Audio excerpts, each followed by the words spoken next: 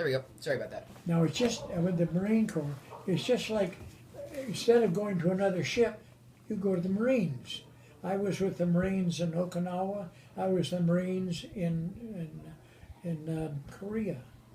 And this next month, I'm going down to Florida, where I'm going to give a talk on my days in the Navy. And this will be the third time I've gone down for honor flights. First time was in Washington. That was the greatest year. The second year we were in Dayton.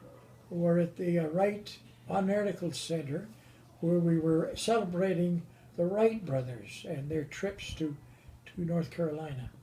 And so this is the third time that I have been called on to go in. There'll be a large crowd there down in Florida in a resort.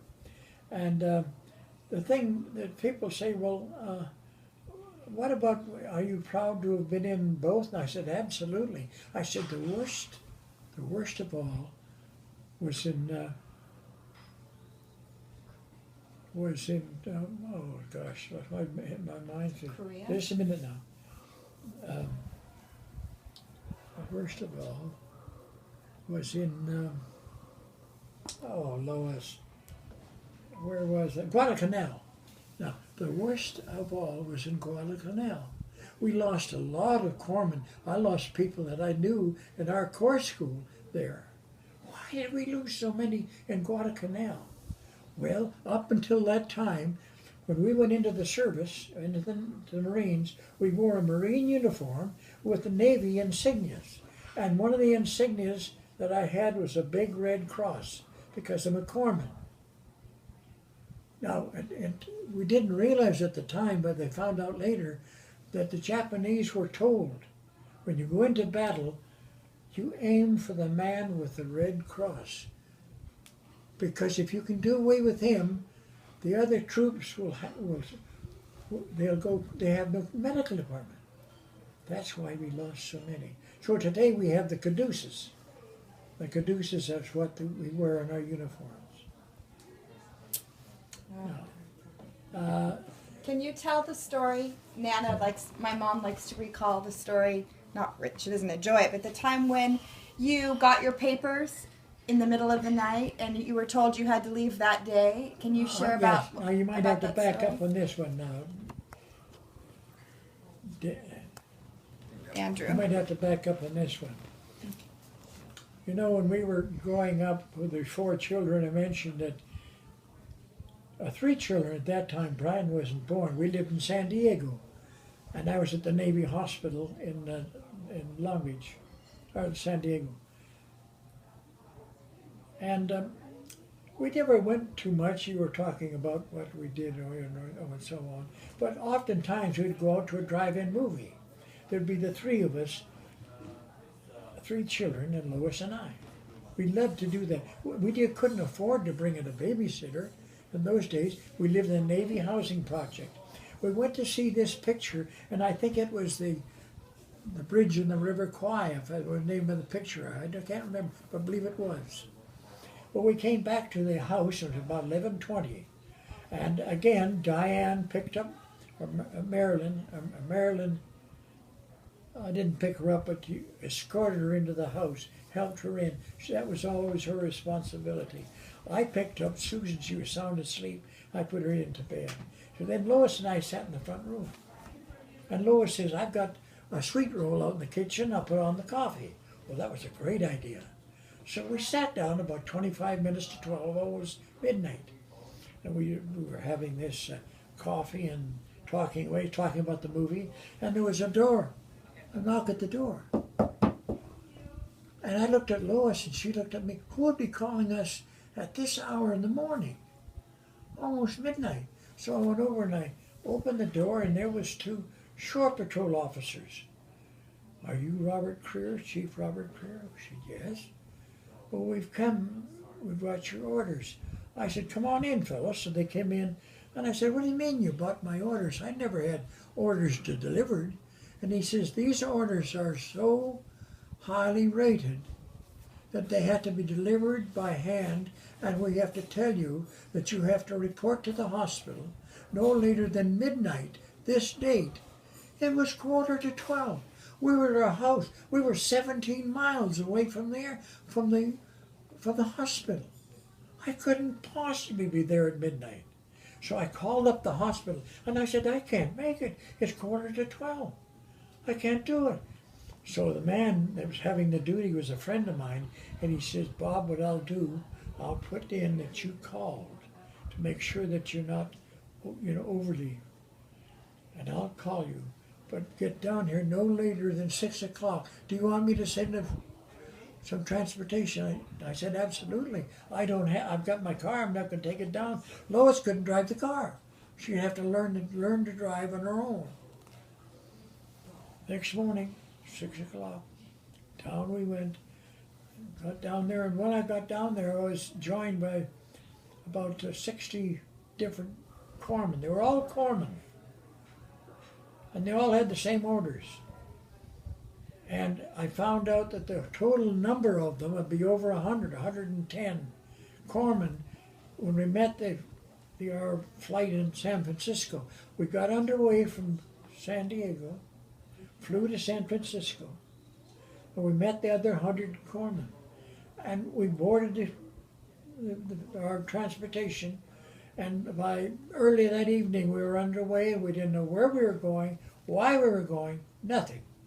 And they were not jets in those days. They were the ones that had the propeller, and every once in a while you'd run into a air pocket, and down you'd go. And I had white knuckles almost all the way. So we went for the longest time, and finally we landed in Guam. And when we landed, we were told if your name starts from A to M, if your last name, A to M, you stay on the plane. If your name started from M to Z or Z, you get on the plane that's down the field. It'll pick you up. So when we stopped, there were 52 corpsmen left the plane to go to the other plane. We stayed on board. Within a short time, we had a short lunch there. A short time, we took off for Japan. We landed in Japan, and we went to the Yokosuka. Yokosuka at that time was a small duty station. They had 25 beds in this station. And I've never seen anything quite what I ran into. Because for this 25 board unit, all of a sudden expanded into a full hospital. We had people coming in that had been hit in Korea. They were in the tennis courts. They were in the theater. They were in the mess hall. They were everywhere, all wounded. I've never gone through anything like that in my life. We were up for about 3 days before we finally got into a bunk, got to sleep. And I was there for almost 8 or 9 months, and then I was transferred. I had to form a surgical team. This is now I'm getting into the Korean War now, and this surgical team is made up of 12 men, and they were all specialists. They had an operating room technician, they had a lab tech, they had an X-ray technician. They were all specialized in a particular field. I was the NCA, or I was the commanding group man. I was the oldest for that surgical team. We left, when we were about 6 months later, we left for Korea. And I can tell you about the Korean War now or later. Do you want me to tell me now? Yeah, that would be Okay. When we got into Korea, we came into the airport. I remember coming in, and it was so foggy outside you couldn't see your hands. We thought, my gosh, how is he going to land the plane? And the fellow did, though. He did a beautiful job. When we got out, we had to disembark. But when we disembarked, you could see just down below where we got our elevation, all these kitchens. They were army kitchens, and they were all had spam and eggs. Oh, I don't know how many ranges you would see, but all I really could see was eggs and spam. That was their breakfast, but there wasn't a soul around. They came by and they said, the enemy is coming in on the other side of the field. We have to go. So we got out and we got on trucks. And I remember traveling all that night and the day in these open trucks, and it was so cold, the wind was just hitting, it was terrible. Our job was to go to from wherever they needed help. If a Marine unit ran into a skirmish and had a lot of wounded, we would be flown in because they needed the medical attention right here and now. And it was terrible. That's the worst duty I've ever had. Because first of all, you couldn't keep up with the laundry. Every time we turned around, we were in another place. Well, up around Hungnam Reservoir in Korea, if any of your students are from Korea, they might know where Hungnam Reservoir is. The 5th Marine Division had been held up. They had lost a lot of men. We had to go up and be flown in because there were so many wounded. And the thing that I'm going to talk about next month in Florida is one case where we were out, with the 12 of us were out, and then we split up. We said, we'll meet back here in 45 minutes. But you look for wounded here, you look for wounded. We spread out. That's it with our problem. So I ended up with 3 fellows, and then finally I went on my own and they went on their own. We got to a clearing. It had snowed lightly that morning. There was a little bit of snow, but it was cold. It was miserably cold. And there was snow up to my knees. And I kept tramping along, and all of a sudden I looked down at a bush, and there was movement. And I thought to myself, good heavens. At first I thought it might have been a quail or a small bird that lit inside of this area. And so I dusted away, to see what was going on. I never once thought it'd be the enemy. I don't know why. And when I did, all of a sudden there was a Marine. He was lying there and he said, "Hi, Doc." Well, you could have knocked me over. I said, "What are you doing here?" "Oh, it's just resting."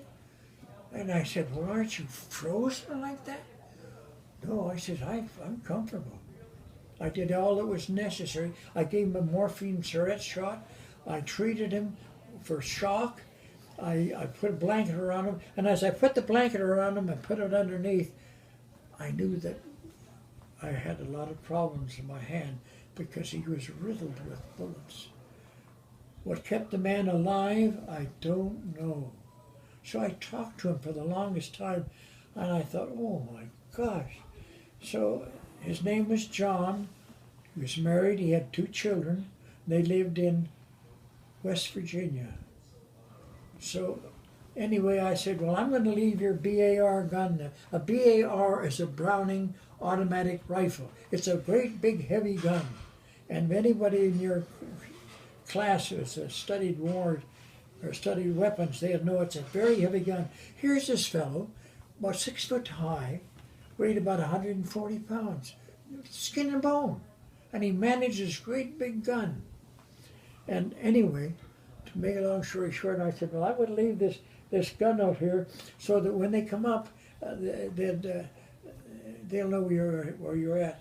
And he said, never mind, Chief, never mind. He says, I know my neighbors, my days are numbered. There's only one thing that I want. What's that? I want to confess to a priest, a Catholic priest. I've been a strong Catholic all my life. I said, oh my gosh. I said, Father Inman, he's with the 7th Infantry. He's with the 7th Marines. This is the 5th. He's at least 32 or 40 miles away. He couldn't be here. He couldn't help you. Well, he started to panic. He says, I have been a Catholic all my life. I've got to get that message over to my, I just can't go without doing that. So I said, I'll tell you what I'll do, John. You give me your confession.